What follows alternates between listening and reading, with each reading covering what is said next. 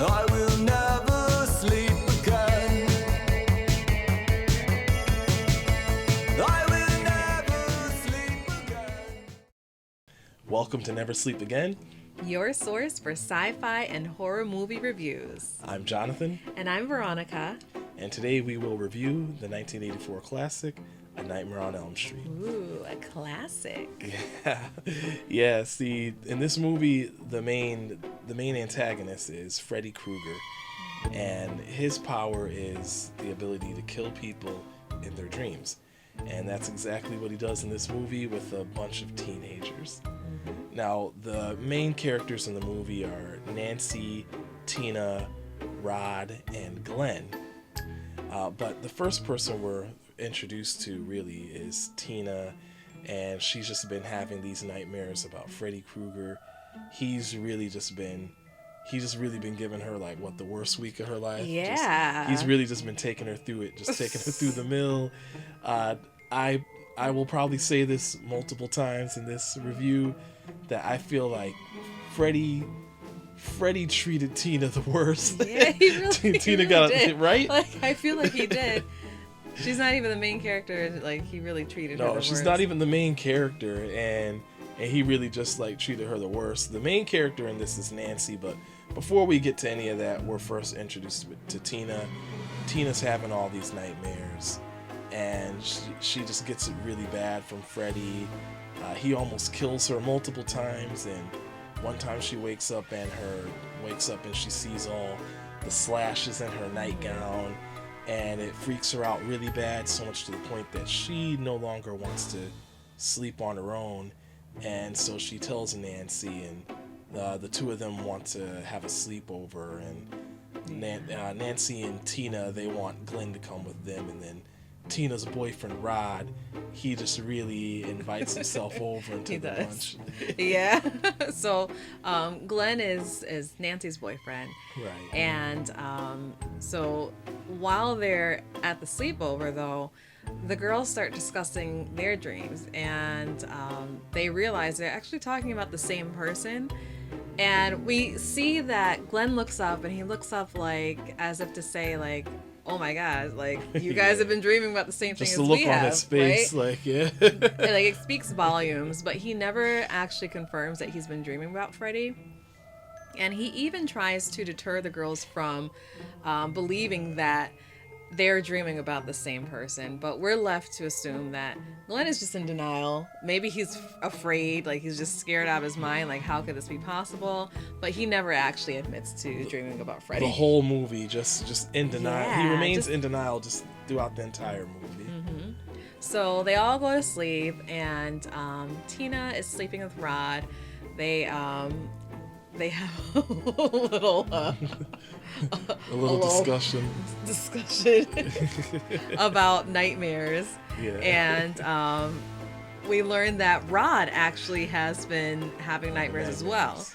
And he, again, just like Glenn, never confirms that it was Freddy, but we're left to believe that he most likely had to be Freddy, most likely. Exactly. Yeah. Yeah.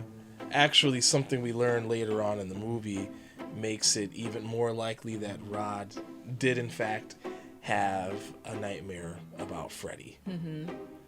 Yeah, and so they go to sleep, and Tina has the worst nightmare ever. It was a killer of a nightmare, you could say, because she's in the dream. I'm sorry, that was bad.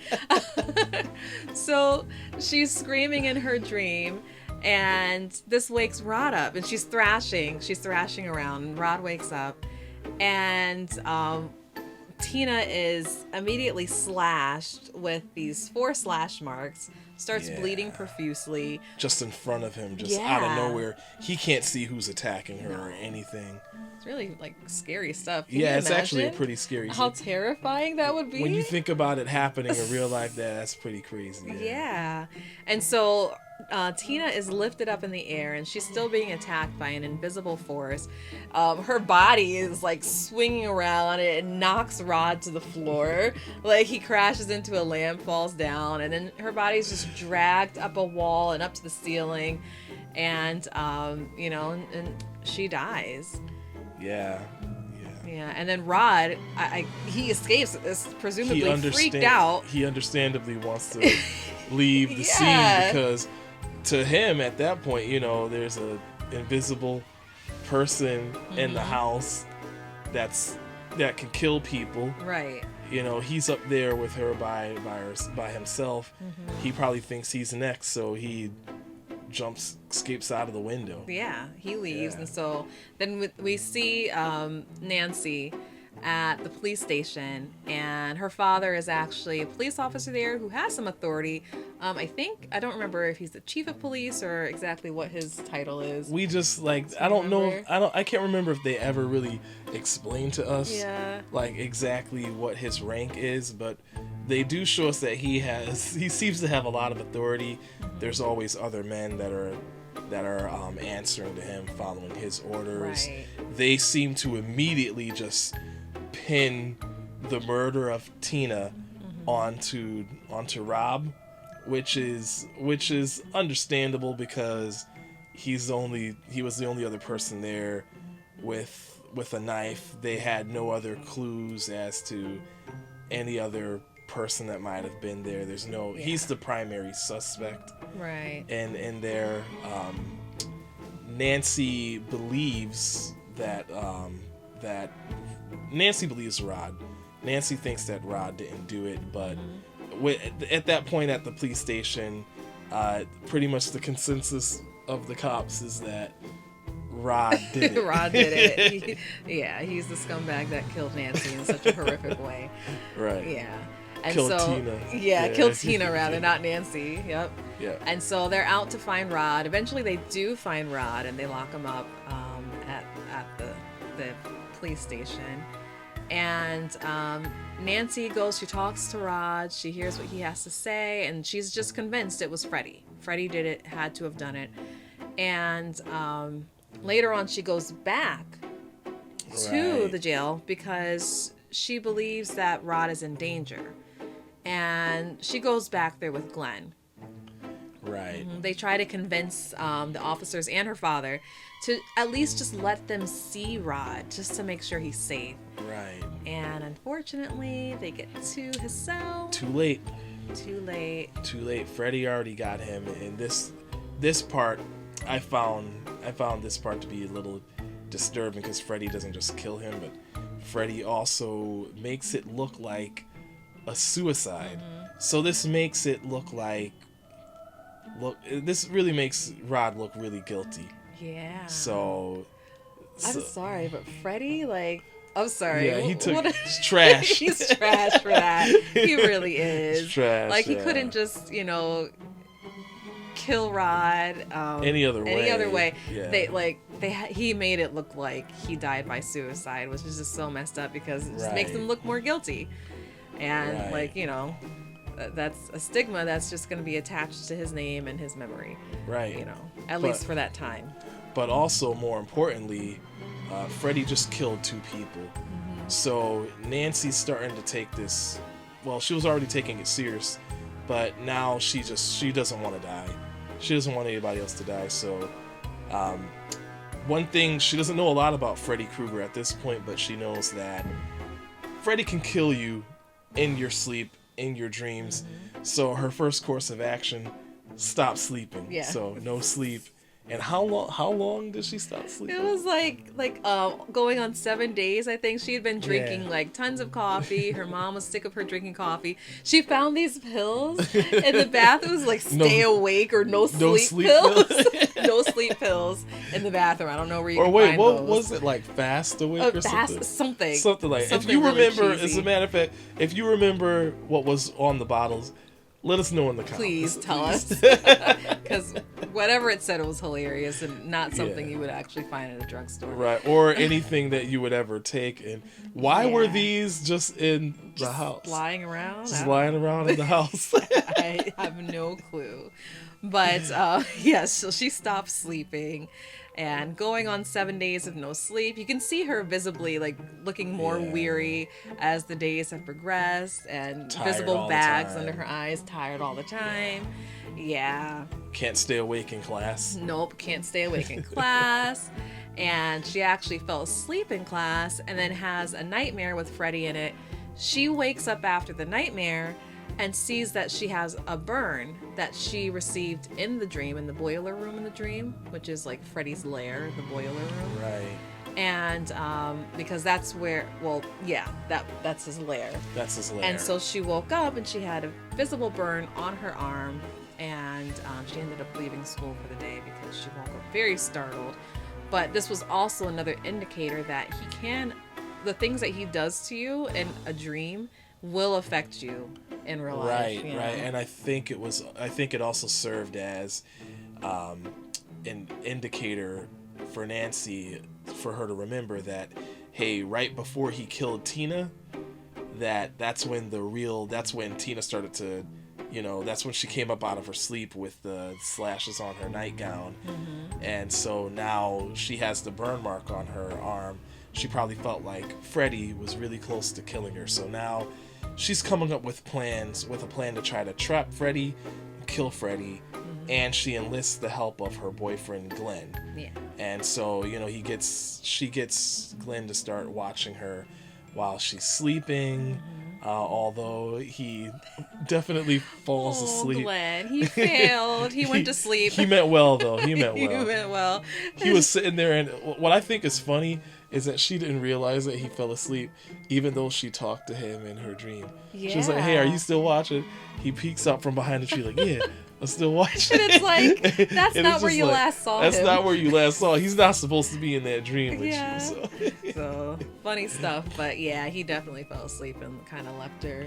He just left her for dead. hanging there. Yeah. Yeah. Nancy's mom starts to lock the window. She puts these gates. She puts outside She puts up these gates on all the windows, these bars she has installed, so that Nancy can't escape and nothing can come in.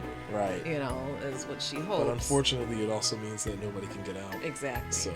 Right. Yeah. So yeah, fail. Nancy continues to try. So basically, Glenn can't get into the window. No. That's how he was getting into her room. Yeah. To watch her sleep. So Glenn can't get in, and Nancy can't go out to get to Glenn. So next course of action, Nancy's trying to call Glenn on the phone, and that leads us to a scene that you thought was pretty funny. Oh yeah. So Nancy makes a phone call to Glenn's house, and the mother answers it, and she's like, well, you know what, let me step back a little bit, because even before she makes the call to Glenn's house, Glenn's father is standing outside, and he's like looking up at Nancy's window, and he's like, the mother comes outside, Glenn's mother comes outside and stands next to the father, and he's like, I don't like that kid, basically. I don't want her I don't near want that kid near our son. Yeah, I don't want that kid near our son. So like, he has this disdain for Nancy. He can't what did stand he her. think she was gonna do to him? I know. Maybe she thought, like, he probably thought she was crazy, and that her crazy was gonna rub off on Glenn. Who knows? Can we take a sidebar? Yeah. We can. So I'm gonna talk a little bit more about this later, but I just want y'all to know that I think that the adults of Springwood are all trash. I think they're trash because he's gonna stand there, like this, and like I don't want that kid next to our son, knowing full well that they operated outside of the law to kill a man, which, Freddy was accused of some things, so I don't really care about that. But they know that they went and got some street justice. But so the guy that locked a man. So how Freddy became Freddy is they locked Freddy in a house and burnt the house down with him in it. Yeah, in his boiler room. Yeah. And they knew he was alive. So they burned the man alive, and now the man that helped people burn a man alive is now worried about his son's girlfriend being a weirdo, being a creep. So to me, that just didn't really make sense. It didn't sit right. But we can continue. Yes. I just wanted to say that. Yes, we learned this from Nancy's mother, because she participated in that. And she said this as a way to kind of comfort Nancy and say that, well, he can't get you anymore. Freddy can't kill you because Mommy killed him. Because Mommy killed him. That's what she said. Mommy killed him. With the bottle in her hand. With her favorite drink in her hand. And she pulls out Freddy's glove, his finger knives, to even show her that, they have his weapon. He can't hurt you. But of course, we know that's not the truth. So here we are. And Glenn's parents are outside. They go back inside after having this conversation about how they don't like Nancy. Nancy calls their house to get in touch with Glenn because she and Glenn have plans for him to come over. And the mother answers the phone, and she's like, "It's her." And the dad takes the phone, and he's like, "Glenn's asleep right now. You'll have to talk to him tomorrow." And he hangs up the phone in her ear. And he's like, "You have to be," what does he say? You just have to be firm with him, that's all. You just have to be firm with them, that's all. So, Nancy is, she doesn't have anyone to watch her sleep. How will she be able to wake up in time to pull Freddy up out of the dream? So events continue to happen where we can see that Freddy is either operating outside of the dream world to an extent, or maybe Nancy is actually dreaming, because she receives a phone call. She answers it and she doesn't recognize the voice. The voice sounds kind of sinister. She hangs up the phone and yanks the cord out of the wall. And then she puts the phone down, she turns around, and it rings again. And I don't know why, but she decides to answer the phone. Yeah. This phone that is not plugged up, she answers. She says, "Hello." And it's Freddy. Oh, of course, Freddy's calling. Why not? Because why not? Why not, right? Why not? And he's like, what does he say? "I'm your boyfriend now, Nancy." "I'm your boyfriend now, Something Nancy." like that, yeah. And his tongue comes out of the receiver, and he's like, because waggling his tongue.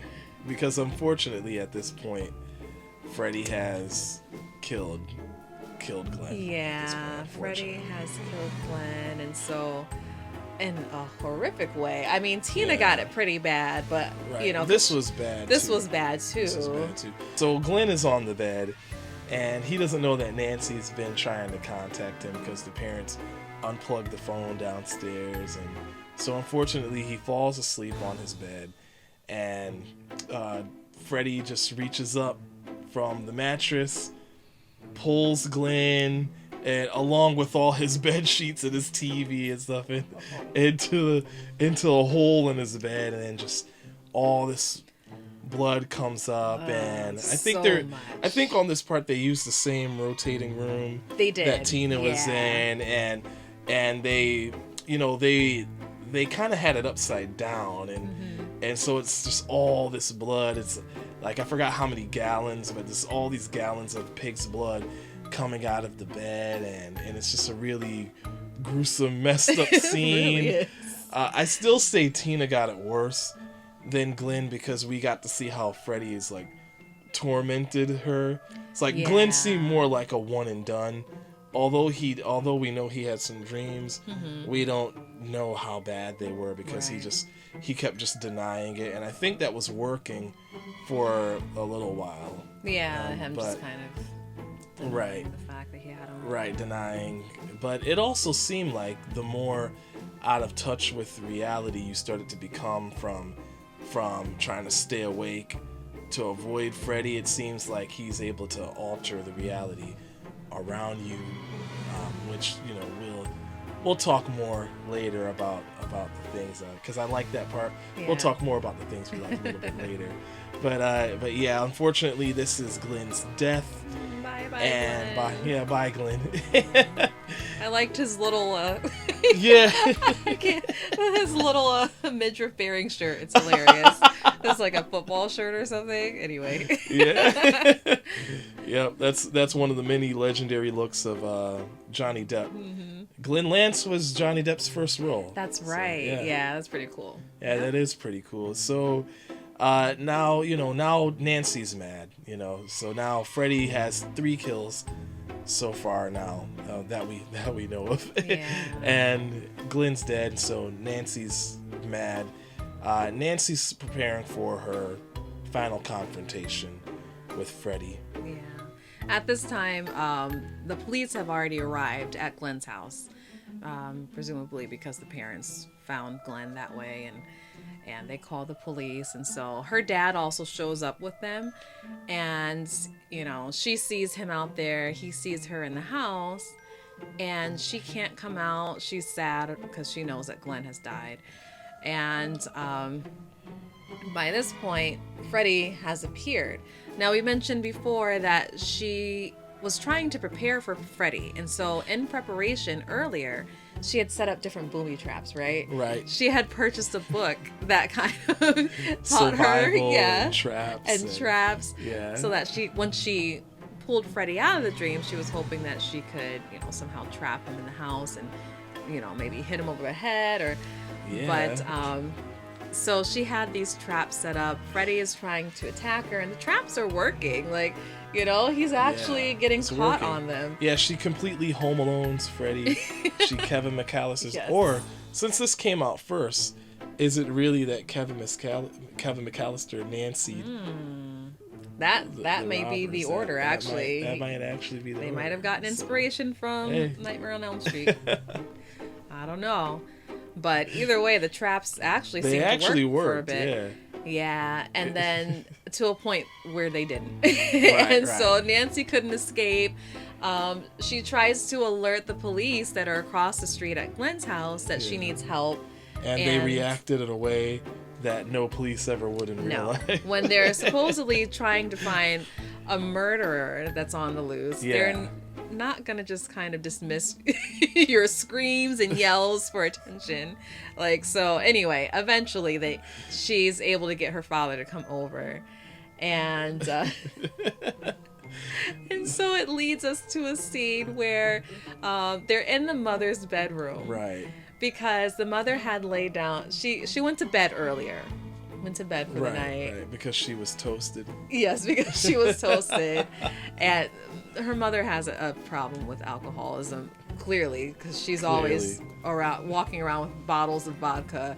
And there was some contention between Nancy and her mother because of this, in addition to, Nancy believing that Freddy Krueger was doing the murders. But so her mother goes to sleep, and again, we'll talk more about these things later. This is a hilarious scene, I feel.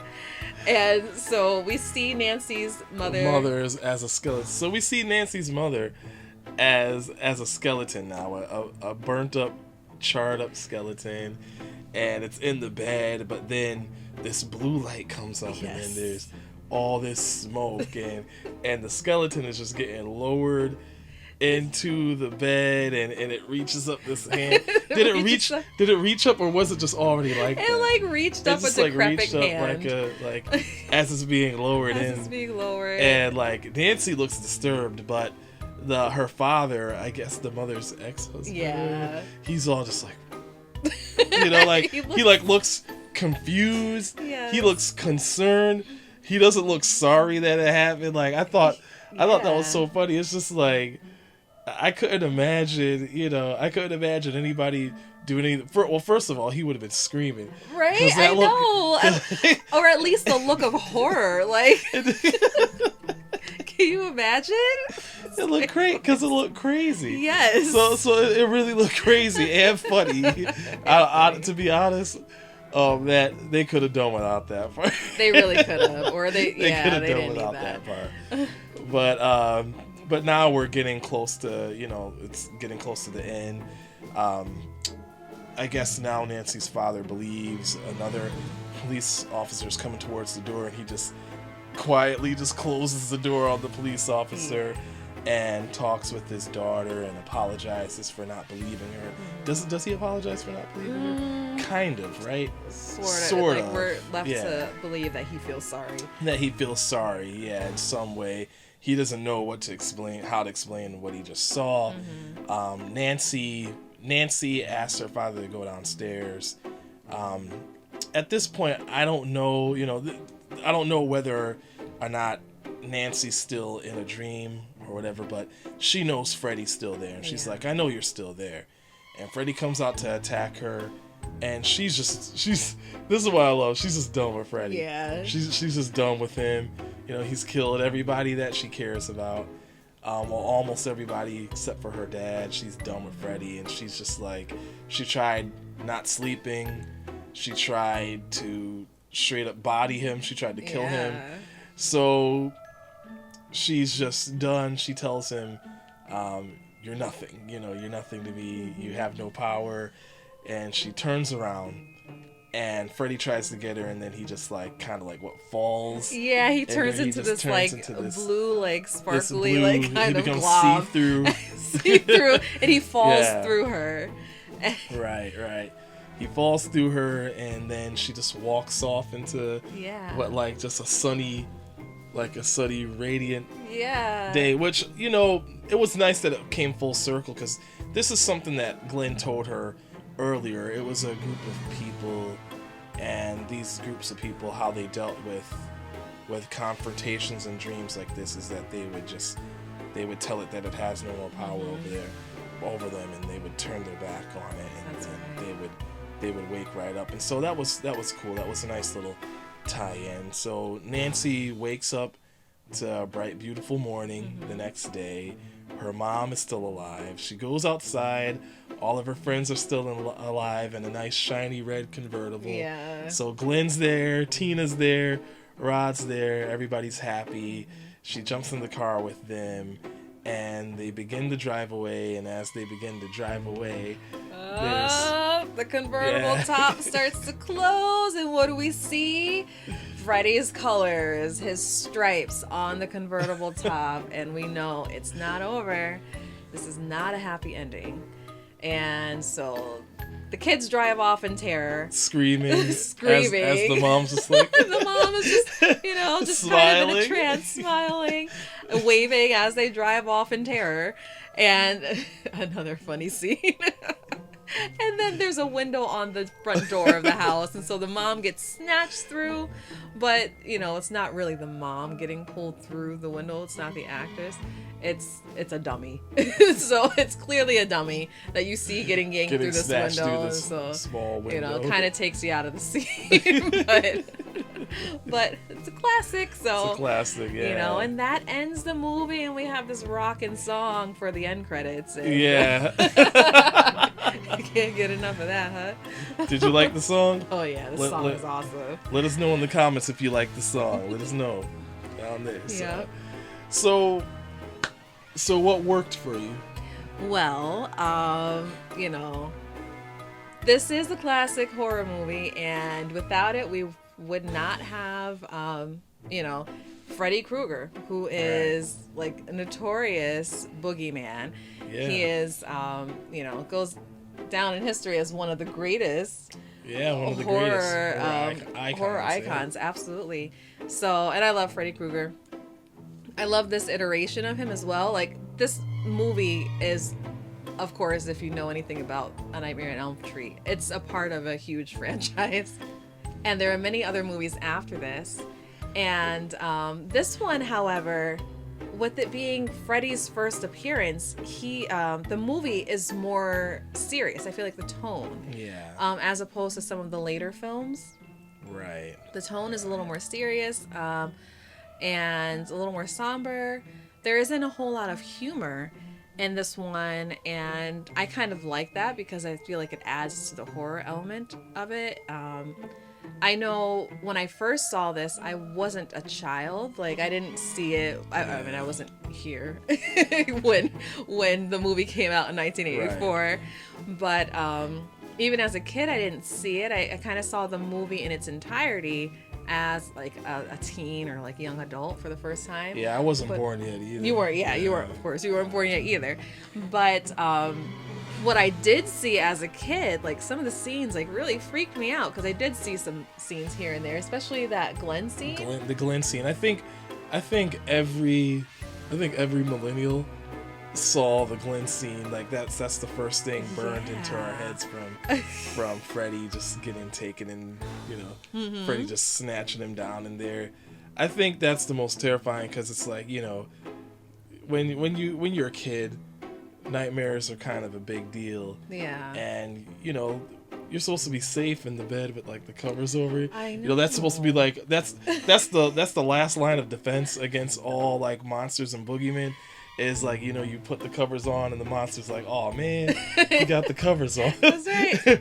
But Freddy let us know, like, no, that's not gonna help you, you know. No. So And that leads me to another point. Like, what I really liked about it was just like the story in general. The fact that he kills you in your dreams. yeah, like, how do you fight him? How do you fight him? Like, I mean, we can see in later movies how they do end up fighting him, but Right. you know, just never encountering a being like this, you know, it would be absolutely terrifying. It's like you can only go for so long without sleep Right. before like psychosis starts setting in, before you eventually have to sleep, you know. Right. So And it's assumed that he can start to manipulate realities around you the longer you stay awake. So seems like he's gonna get you anyway. yeah, I know. I know.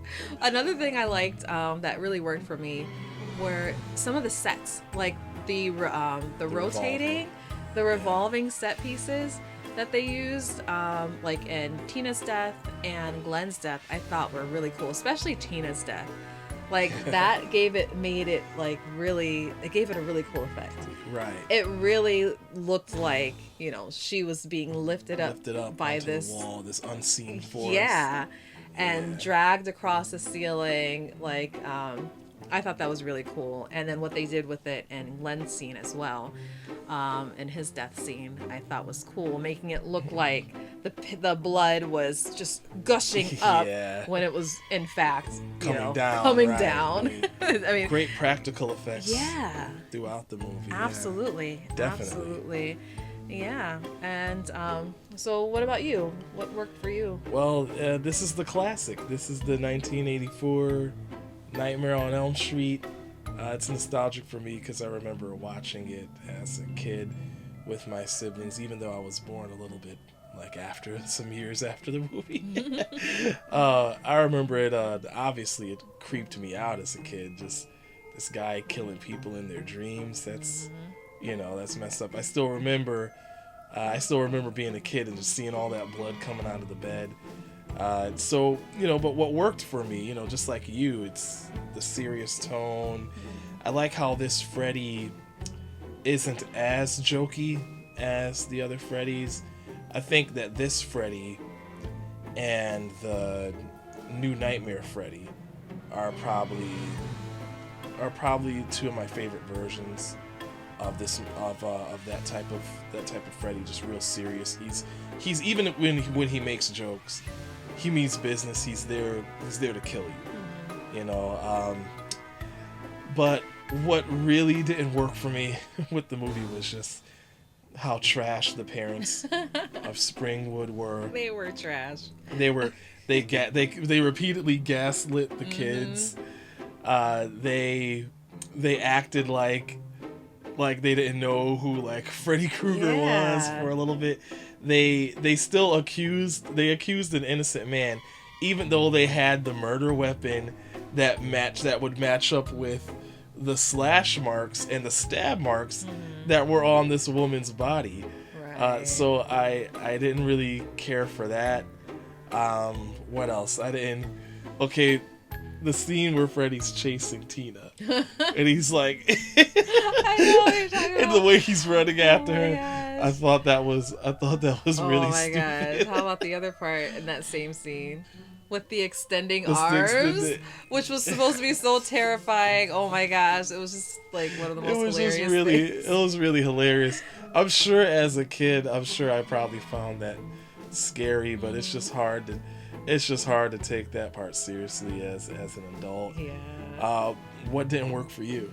Oh, I would have to say, you know, I would have liked in the first movie if they gave us like a little flashback to like, you know, during the scene where Nancy's mother is explaining to her about how they burned Freddy alive.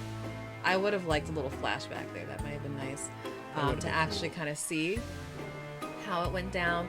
It would have been cool if we could have seen some of the parents that we have already seen in the movie there at the time. I think that would have added to, you know, the fact that they're all keeping the secret and they don't want it to get out. And so, you know, I think that would have been nice.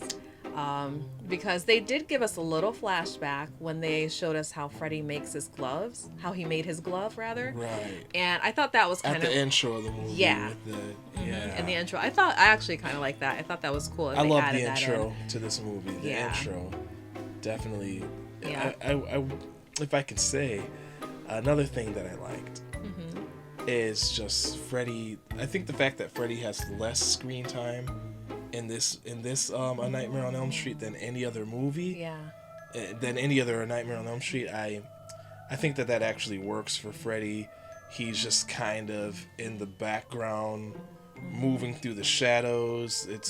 We don't know that much about him, and you know, not even really clear on what his motives are. And I think that it just really makes Freddy. I think it makes Freddy scarier. That's an excellent point. That would, you know, that does add to the terror. Right. Like not knowing much about this boogeyman and how he Yeah. operates. You don't see him a lot. He doesn't speak a lot. No. So definitely. Another thing that did not work for me, that bathtub scene. Okay. It's creepy. Well, it's creepy. It's definitely creepy because it's like weirdly like erotic and like suggestive. Like she's got her legs open in the tub, like they're bent, and like his gloved hand comes up between them. Yeah, that doesn't work. It doesn't work. That doesn't for me. work for us. No. It was just weird. I Right. didn't think it was necessary. However, the way they filmed that was actually pretty cool because they Yeah. built like a bathroom set on top of a swimming pool, so Yeah. that the bathtub, when she sinks lower and lower, it's actually a stunt double sinking into a bigger swimming pool. So I thought that was pretty cool.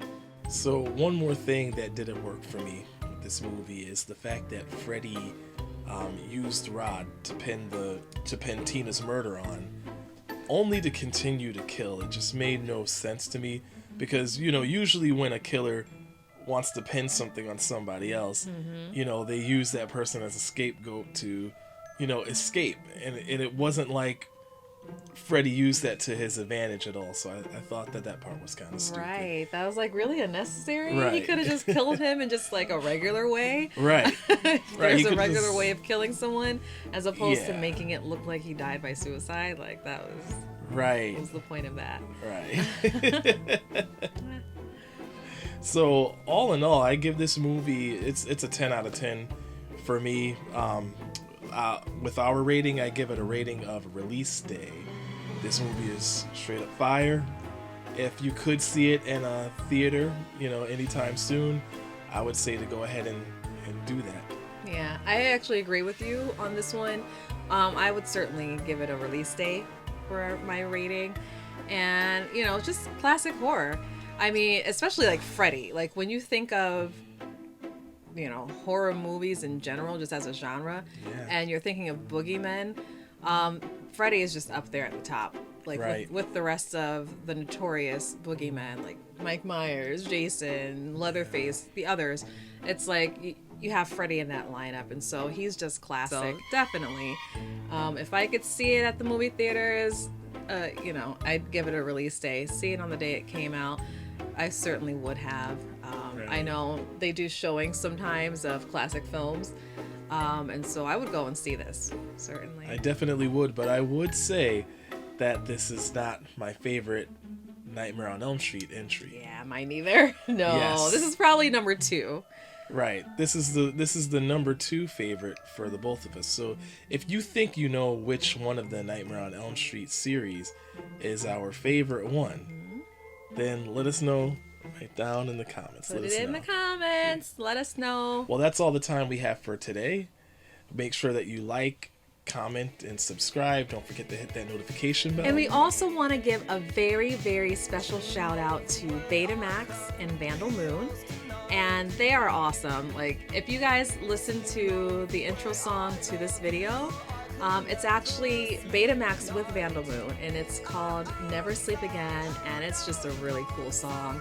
And they have amazing music. We encourage you to go check them out, listen to this song, purchase some of their other music, and it's available on a lot of platforms. But if you have trouble finding their music, we've got links down below so that it'll be easy for you to find their music and purchase it. It's well worth it, so thank you so much, Betamaxx. And that's all our time for today. This has been Never Sleep Again. I'm Jonathan. I'm Veronica. Until next time, Stay awake.